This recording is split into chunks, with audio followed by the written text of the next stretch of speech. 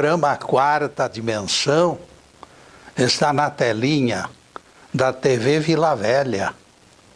A TV que a nossa gente vê. O pregador interrogava: como exigir que criança ignorante quanto ao valor do pi resolva problemas ligados à ciência dos números? Eu imaginei que ele se convertera à doutrina evolucionista. Não foi desta vez, porém. Dali a pouco ele retomou a letra mortífera da Bíblia e culpou o pecado de Adão, incitado por Satanás, é claro, que o Satanás está sempre junto com eles. 6.000 anos depois do fruto devorado, Satanás ainda vive em torno de pecadores. É a coisa mais ridícula que se possa conceber. Eles dizem que no Éden todos nasceram perfeitos e a desobediência destruiu a perfeição. Que poder tem este Satanás deles? A criança ignorante quanto ao valor do pi, se nascesse no Éden, já ostentaria diploma de professora de ciências nesta doutrina esdrúxula. Em vista do pecado de Adão, disse o pregador, somente a prática da religião verdadeira nos livrará. E assim, meus amigos, nós vamos ter que conviver com isto. Quando Jesus disse aos apóstolos: vós fareis as obras que eu faço, e maiores ainda, a promessa não foi para amanhã, a promessa foi para o futuro. Fareis é o verbo. O Nazareno poderia apetrechá-los na mesma hora e torná-los doutores. Se assim não fez, isto sinalizou que o carisma dependia deles, do esforço deles. O Evangelho decreta: sede perfeitos. Nada autoriza a entendermos que Deus nos fará perfeitos, usando varinha de condão. Não é isso que a Bíblia diz. Ela diz para nós nos esforçarmos para alcançarmos a perfeição lá num determinado tempo, muito para frente. Agora nosso tema: sangue azul ou vermelho? Você escolhe. Jesus transformou água de fontes humanas em precioso vinho para desfazer o vexame dos pais daquela noiva. A história da vida de Jesus representou crônica de conquista de amigos de todos os tipos, especialmente aqueles de sangue vermelho.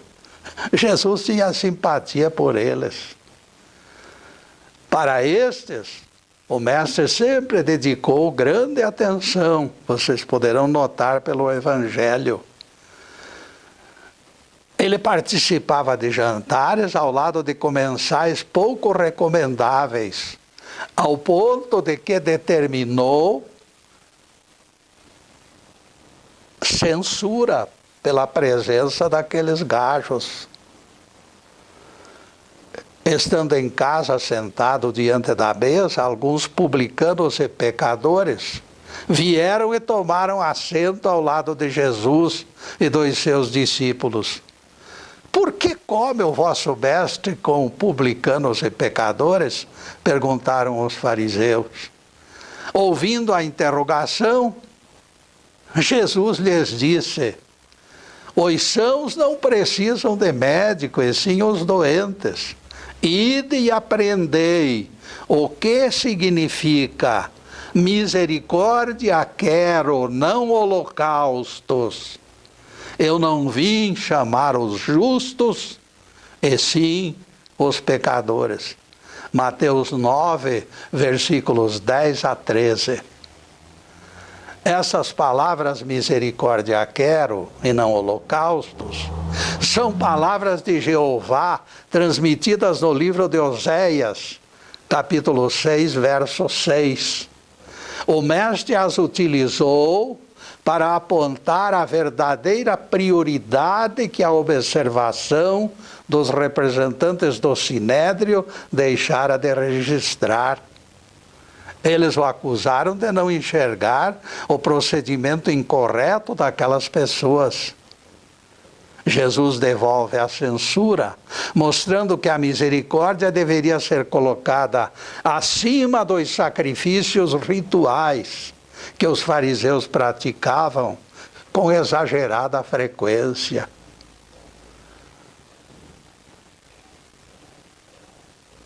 Jesus reavivava a memória deles, apontando-lhes aquela virtude mais alta que desaparecera dos seus corações.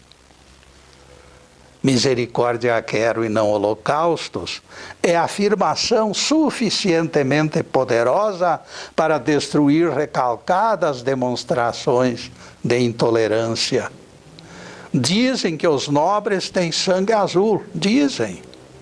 Pelo andar da carruagem, nosso rabi demonstrou acentuada preferência pelos plebeus de sangue vermelho. Como expressou Victor Hugo no seu livro Os Miseráveis, entre Gavroche e o príncipe herdeiro da França, eu ficarei sempre ao lado de Gavroche. Gavroche era um menino de rua. A opção pelos mais fracos é característica das almas fortes. Ninguém esqueça as palavras de Jesus. Eu não vim chamar os justos, e sim os pecadores. Eu já encontrei este texto traduzido da seguinte forma: eu não vim convidar os piedosos, mas os irreligiosos. Parece que nesta versão se expressa melhor a personalidade do Filho do Homem, que na cidade de Jericó preferiu hospedar-se na casa de Zaqueu. O odiado Zaqueu foi o escolhido. Zaqueu era de pequena estatura e antecipou-se à chegada de Jesus, subindo num sicômoro para enxergá-lo melhor. Ao passar por baixo da árvore, Jesus se deteve e, olhando para cima, lhe disse: desce depressa, Zaqueu, pois me convém ficar hoje hospedado em tua casa. Lucas 19, versículo 5. Zaqueu era alguém de sangue vermelho, que não frequentava a sinagoga, nem era convidado para eventos comunitários. Todos o desprezavam, e Jesus foi parar exatamente na casa dele. Diz o Evangelho que o mestre foi criticado naquela ocasião por preferir a hospitalidade daquele ímpio, inimigo da religião de Moisés. Diz o texto: todos os que presenciaram este episódio reclamaram que Jesus se hospedara com homem pecador. Lucas 19, verso 7. O mestre, todavia, não costumava pedir licença para tomar atitudes. E se vocês ainda não se encontram convencidos da opção do nosso rabi, lembramos a parábola do fariseu e do publicano. O fariseu da primeira fila, de assentos, ele de pé, todo emproado, mostrava as suas qualificações de crente exemplar. Realmente ele cumpria tudo. Graças te dou, meu Deus, porque não sou como os outros homens, ladrões, injustos e adúlteros, nem como este publicano que aí se encontra. Eu jejuo 2 vezes por semana e entrego o dízimo de tudo quanto ganho. O publicano não ousava sequer erguer os olhos, mas batia no peito dizendo: Manifesta a meu favor a tua misericórdia, meu Deus, pois não passo de miserável pecador. Lucas 18, versículos 11 a 13.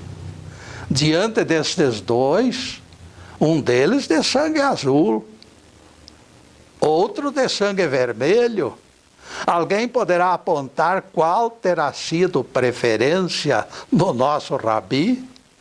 O Evangelho nos conta o resto da história. Informa a quem deseja ouvir que o publicano desceu justificado para a sua casa, e não o fariseu. Todo aquele que se exalta será humilhado, mas o que se humilha será exaltado. Lucas 18, versículo 14. Entre o fariseu que pagava dízimos e jejuava regularmente e o publicano que não frequentava o templo, este mesmo Jesus optou pelo publicano. Em muitas ocasiões, o Nazareno demonstrou esse seu lado avesso à hipocrisia ritual, revelando sua natureza contrária a todo tipo de falsidade. No Brasil, as estatísticas do IBGE demonstram crescente presença de criaturas de sangue vermelho, que resistem ao formalismo de grupos. Eles vivem sem algemas. Não são anticristãos, nem antirreligiosos, nem anti-coisa alguma. Simplesmente, eles preferem seguir o exemplo de Jesus, cujo sermão famoso foi pronunciado não no templo, mas no sopé da montanha. E neste ponto, meus caros, nós vamos fazer a primeira interrupção do programa para os comerciais do canal. Mas é um instantinho só. Daqui a pouco estaremos de volta. Obrigado.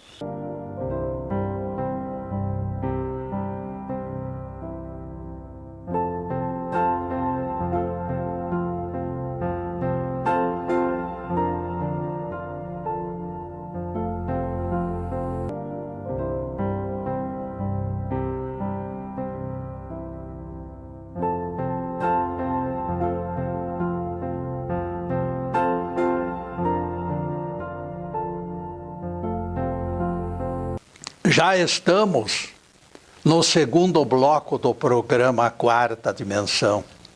Nosso site está na telinha e nós convidamos especialmente os apreciadores de análise por escrito para acessá-lo.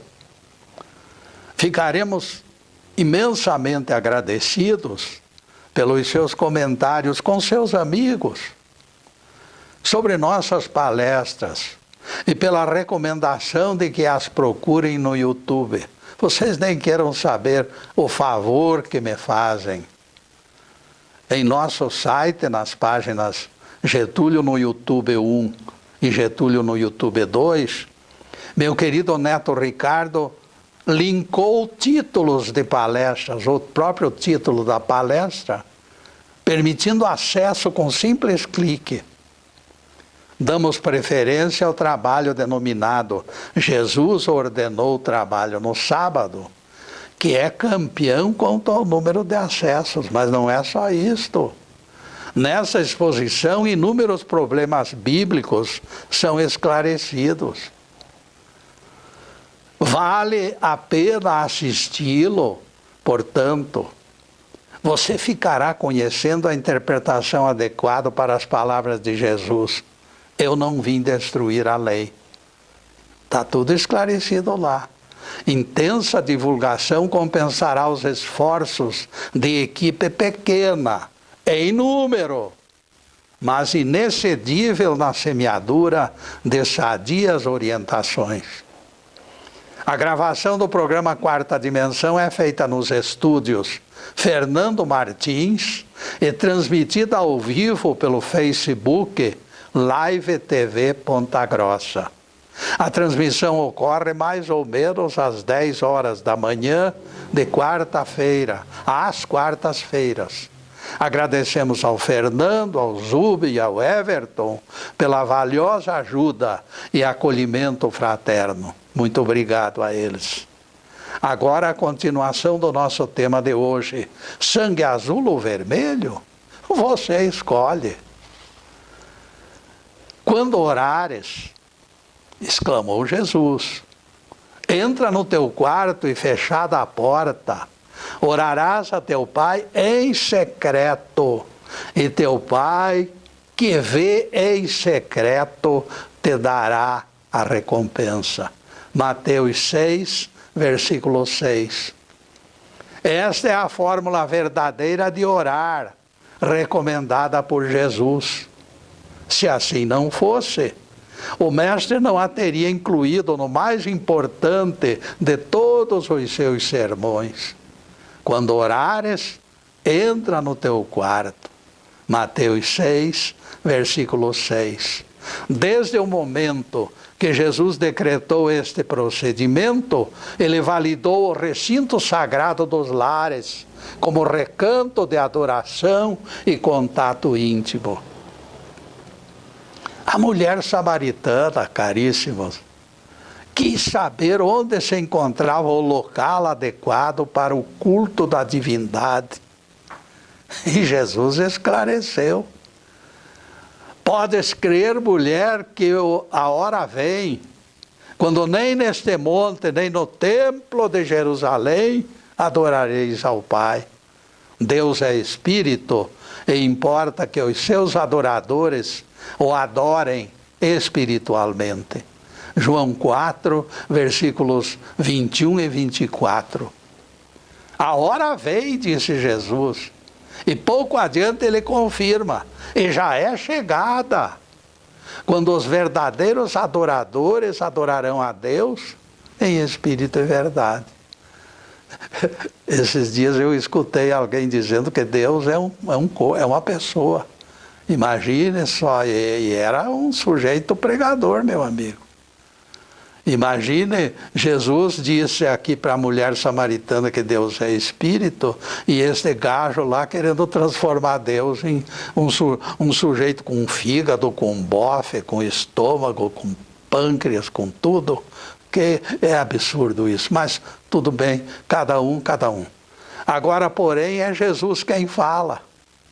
O culto a Deus e o nosso diálogo com Ele deverá ocorrer de forma singela, em nossos recantos mais aconchegantes. As palavras são claras de tal maneira que será impossível modificá-las.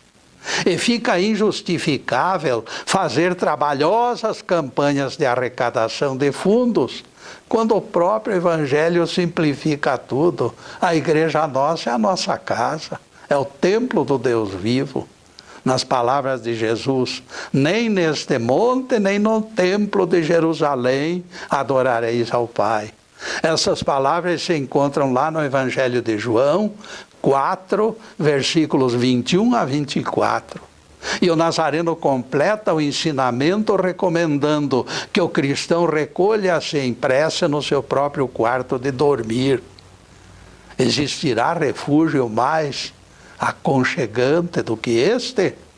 Jesus se isolava no ermo para conversar com Deus.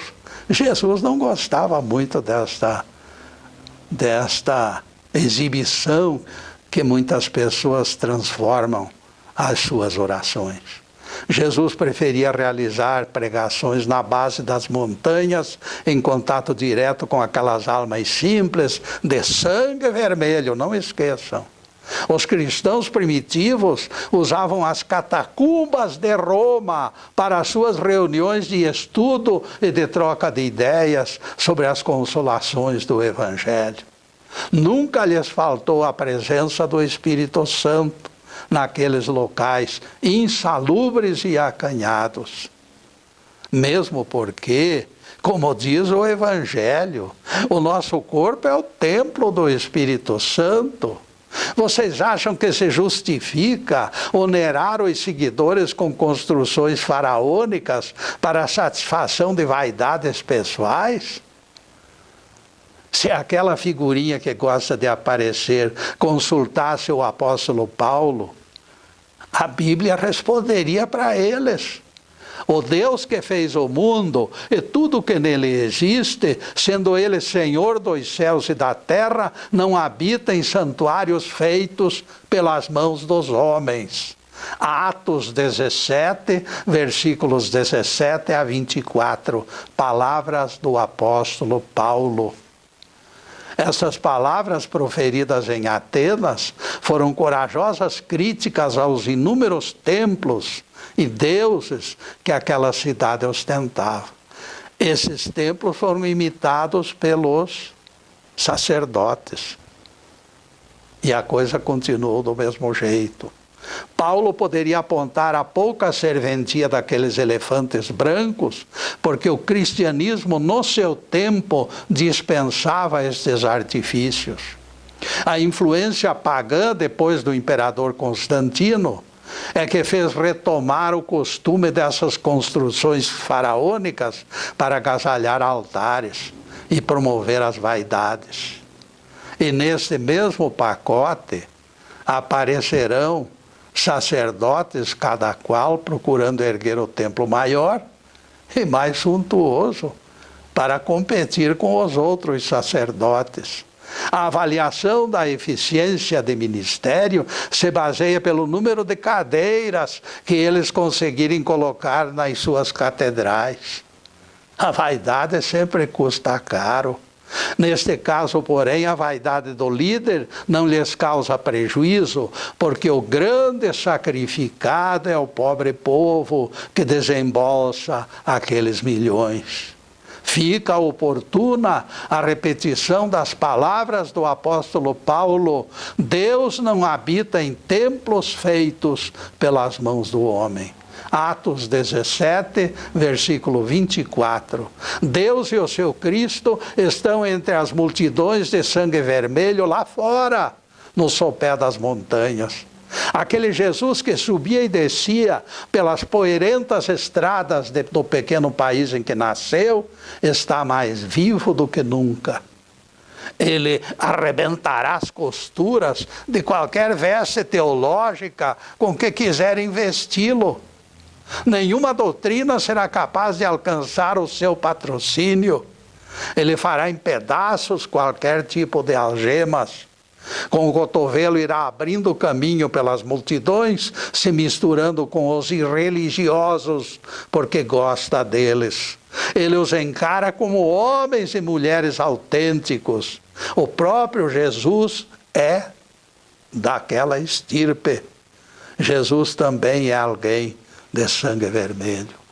Já basta daquele Cristo definhado, pálido e anêmico, como alguns o imaginam.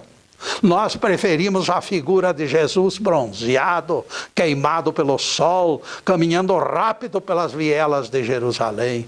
Vejamos o Cristo desenhado nos evangelhos, quando de punhos cerrados pôs para correr os cambistas que comerciavam nos corredores do templo. Sintamos o extraordinário dinamismo daquele que em Nazaré atravessou ileso por verdadeira multidão que pretendia atirá-lo do penhasco. Atravessou pelo meio do povo milagrosamente, sem que ninguém conseguisse encostar-lhe as mãos. E neste encostar-lhe as mãos, caríssimos, nós vamos fazer mais uma pequena interrupção no programa para os comerciais do canal. Mas é um instantinho só. Daqui a pouco estaremos de volta. Obrigado.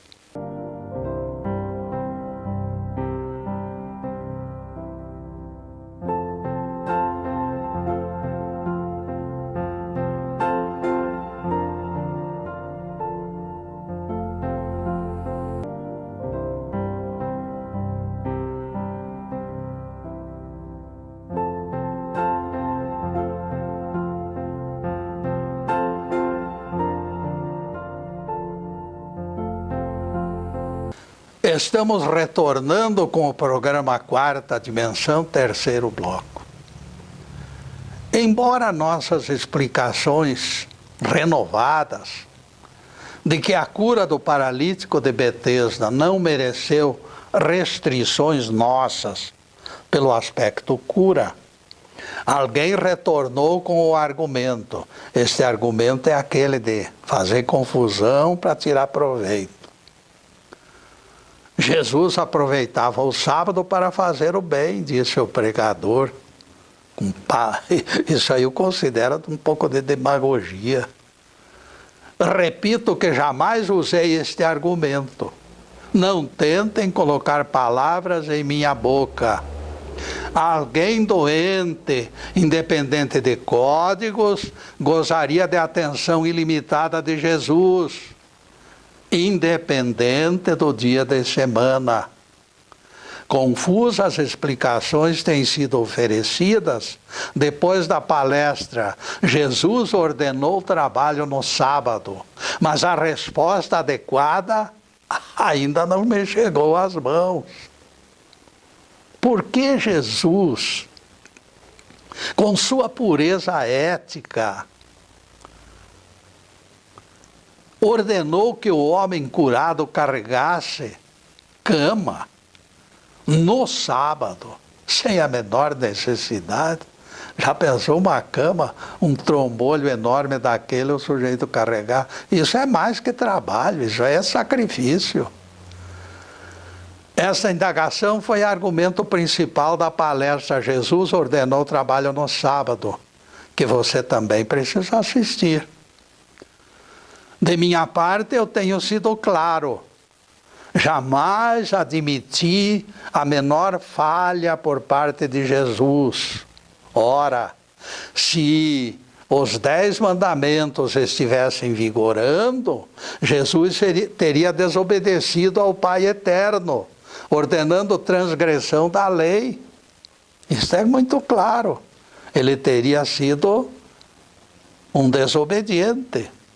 Afinal, nada justificaria a urgência de carregar aquele traste velho no sábado. Antes, pelo contrário, a pressa do homem curado era correr para o abraço da família. O leito ceboso retardava seus passos e seu desejo era se livrar dele. Se ele pudesse, ele passava fogo naquela cama. Mas Jesus, ele respeitou Jesus, curou a sua enfermidade e ele então queria obedecer a Jesus e carregou o traste. Até hoje esta minha exposição continua sem resposta. Como Jesus pode desobedecer o mandamento da lei? Agora, desde que aceitemos que este mandamento da lei perdeu validade, tudo fica esclarecido. E depois desse pinguinho de doutrina, a continuação do tema de hoje, sangue azul ou vermelho? Você escolhe. Pessoas dominadas pela raiva protestavam contra palavras que consideraram blasfêmia. Se eles o agarrassem naquele dia, a paixão e a morte aconteceriam antes do tempo. O mestre rolaria montanha abaixo numa queda mortal, empurrado por aqueles fanáticos. Ainda não era chegada a sua hora, porém. Ele impôs a sua própria força interior e se tornou inacessível ao assédio dos seus conterrâneos furiosos. Eles queriam matar Jesus de qualquer forma. É possível até que o mestre tenha se tornado invisível. Eu acredito nesta possibilidade, caríssimos.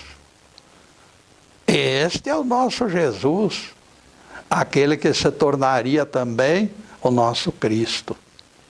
Vale a pena lembrarmos as pessoas que ele convidou para o círculo de amigos diletos e entenderemos a razão de sua presença entre nós. Pedro e André, Tiago e João, 2 pares de irmãos, pescadores incultos. Mateus, coletor de impostos a serviço de Roma, com alta rejeição por parte do povo. Maria Madalena, prostituta de profissão. Joana, esposa do conselheiro do rei Herodes, frequentadora das atividades palacianas, mulher de sociedade.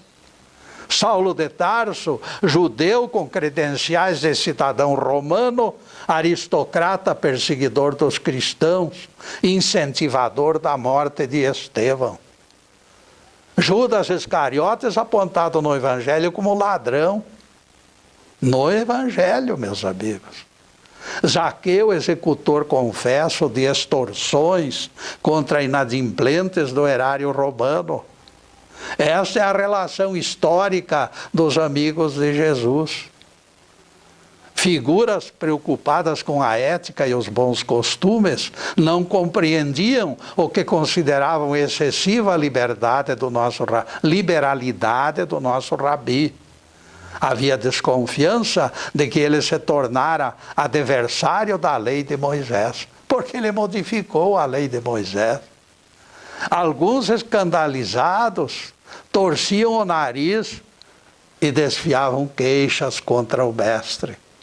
Mesmo depois de comprovada a traição de Judas, Jesus ainda distinguiu o apóstolo infiel pela alcunha de amigo. Amigo, ele perguntou a Judas, a que vieste? Apesar das reclamações, todavia, o mestre conservou a mesma diretriz até a última hora. Por maiores que fossem as pressões, ele nunca modificou a forma de relevar as fraquezas das pessoas humildes. Algumas palavras proferidas por ele no Evangelho são até desconcertantes. Eu não vim para julgar o mundo, e sim para salvá-lo. Vejam só, aquele que tinha direito de julgar, diz, eu não vim para julgar. João 12, versículo 47. Entre todos os versículos surpreendentes do Novo Testamento, inserimos no rol dos preferidos essas palavras de Jesus. Nenhuma forma de crítica, meus amigos, será possível. Eu não aguento. Mas Jesus aguentava. Jesus apontava aquelas pessoas que eram ignorantes, não eram maldosas. Que o mal não é maldoso, o mal é, acima de tudo, um ignorante, porque ele não conhece a verdade. Alguém poderá viver assim, meus amigos, sem aquela vontade de se vingar dos outros? Isto pode ser chocante e até inacreditável, mas se analisarmos a vida de Jesus, foi maneira com que ele olhava os pecadores. Quando a mulher adúltera chegou arrastada para ser julgada e condenada, o mestre tinha toda a autoridade para autorizar o apedrejamento. Ele podia ser a primeira pedra lançada. Aquela multidão de carrascos contribuía com as pedras. A sombra da legislação mosaica fornecia o teor da sentença. A hipocrisia daqueles censores desalmados respaldava o crime. Bastaria o Nazareno confirmar e a pobre mulher tombaria ali mesmo, sepultada por montanhas de pedras pontiagudas. Aqui nesta passagem nós entendemos que realmente Jesus não alimentava a menor disposição para julgar e condenar. Mas ele foi sempre assim, e ele foi além. Ele usou estratégia tão perfeita que arrancou as próprias garras do predador prontas para destruir a vítima. Bastará imaginarmos uma coisa: como seria recebida, meus amigos, negativa em apoiar a sentença contida na própria lei escrita por Moisés?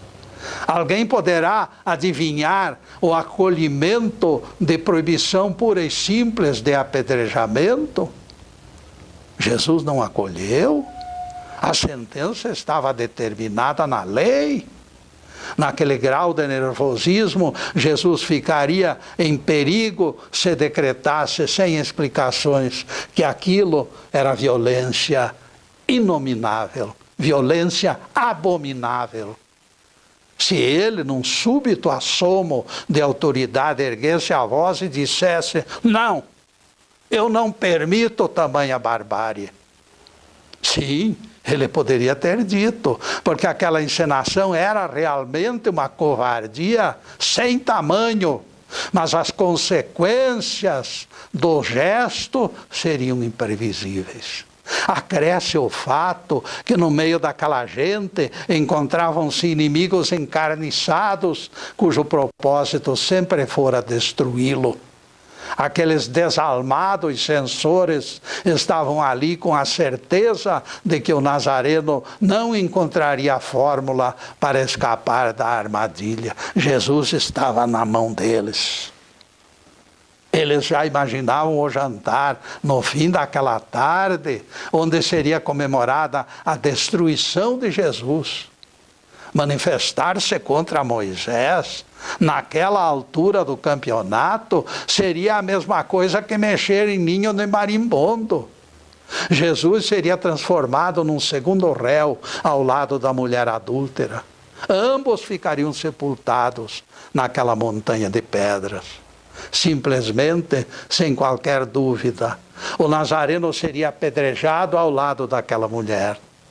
Nesta passagem, nós encontramos mais prova de que o nosso Rabi foi alguém excepcional, que desceu ao planeta para realmente nos conduzir à salvação. Posso afirmar esta verdade mais uma vez pela maneira com que o nosso Rabi escapou pela tangente.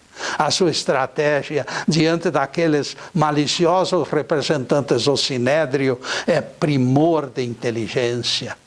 Vejam, meus amigos, ele não foi contra Moisés, ele não foi contra a mulher pecadora, ele não investiu contra a multidão de machões com 2 pedras nas mãos, na iminência de um crime hediondo. E neste crime hediondo, meus caros, nós vamos transferir o resto do papo para o próximo bloco, porque agora nós faremos uma pequena interrupção para os comerciais do canal. Mas é uma rapidez incrível. Daqui a pouco estaremos de volta. Obrigado.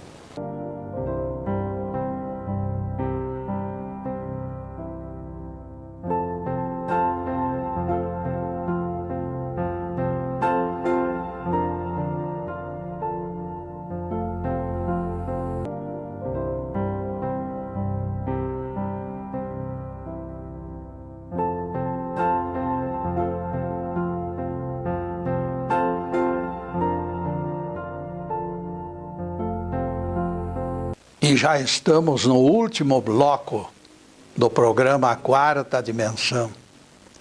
E lembramos as tardes de sextas-feiras, quando comparecemos aqui para a divulgação da Bíblia e dos Evangelhos.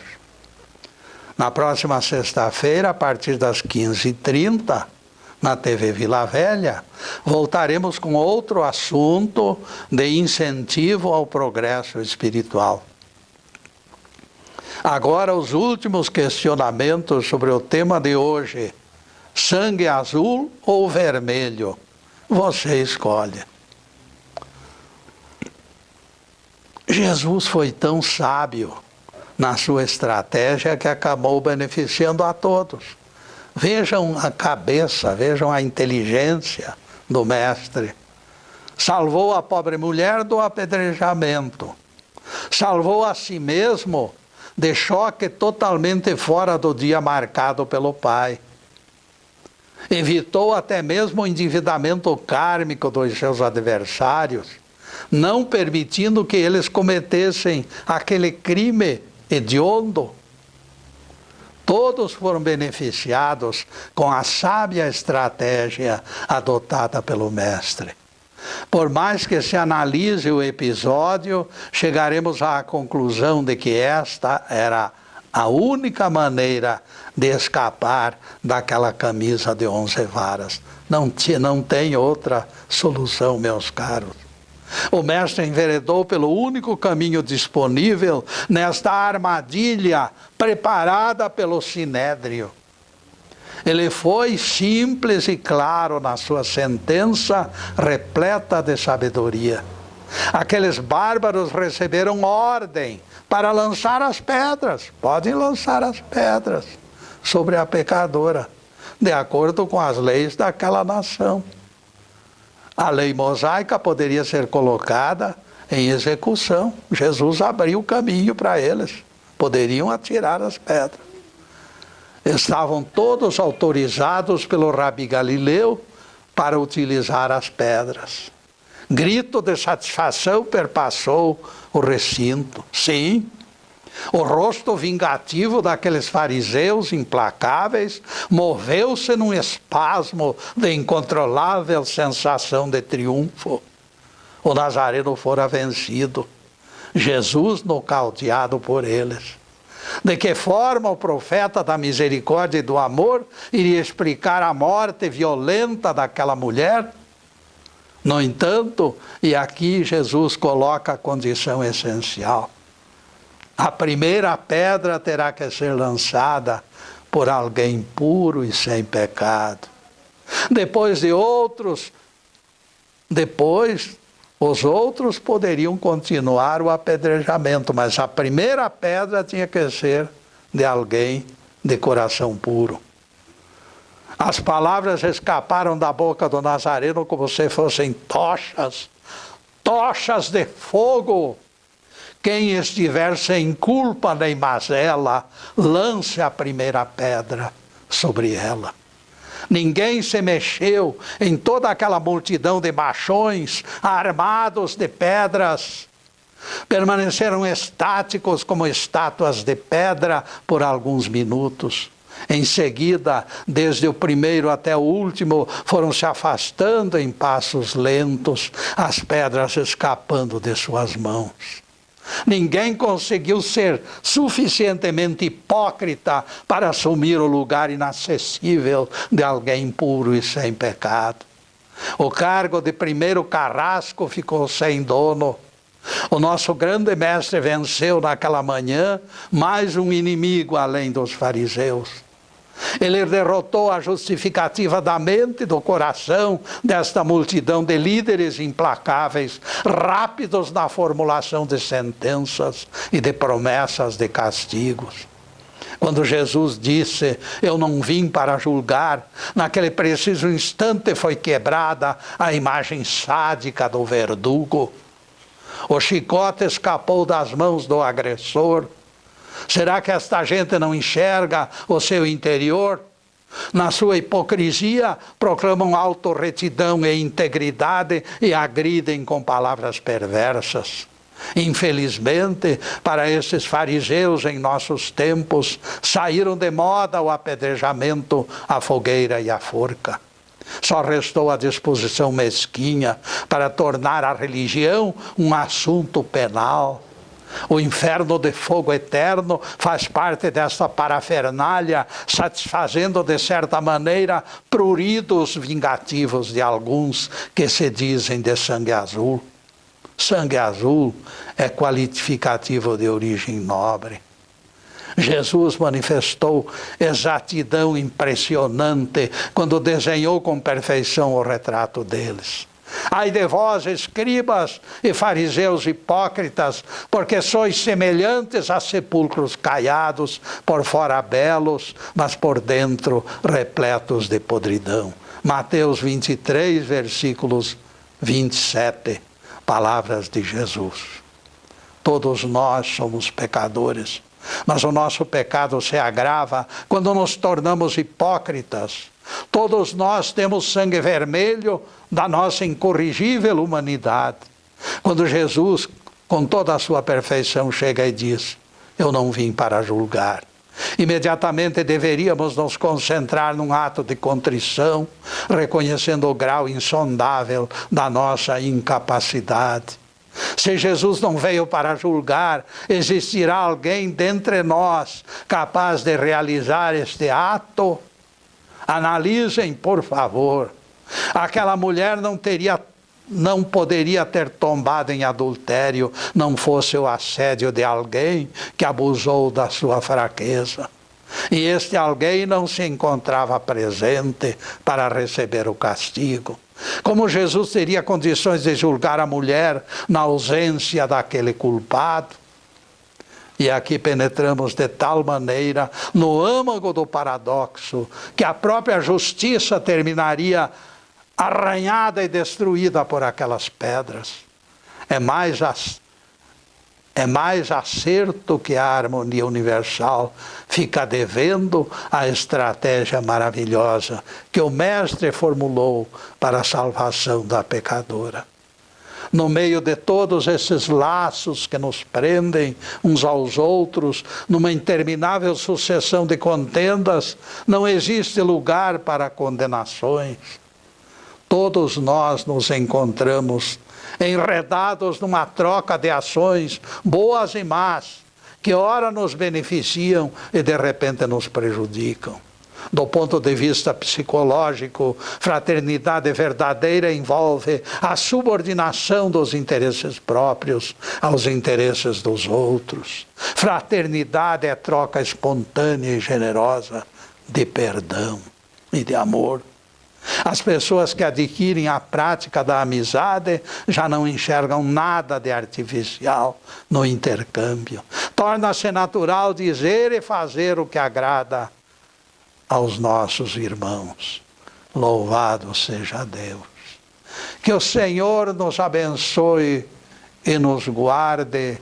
Que o Senhor faça resplandecer o seu rosto sobre nós e tenha misericórdia de nós. Que o Senhor sobre nós levante o seu rosto e nos dê a paz. Louvado seja o nosso querido Deus Pai.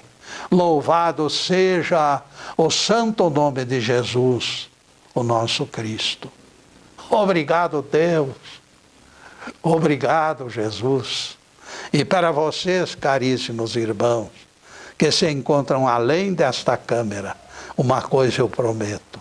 Peço a Deus de todo o coração que derrame sobre cada uma das famílias, cada pessoa, derrame a bênção especial da saúde, da prosperidade, da alegria de viver, da harmonia interior, de tudo que existe de bom. Mas acima de tudo, caríssimos, amor no coração, porque o amor é a grande consolidação da nossa paz e da nossa alegria de viver. Muito obrigado, meus amigos, e boa noite.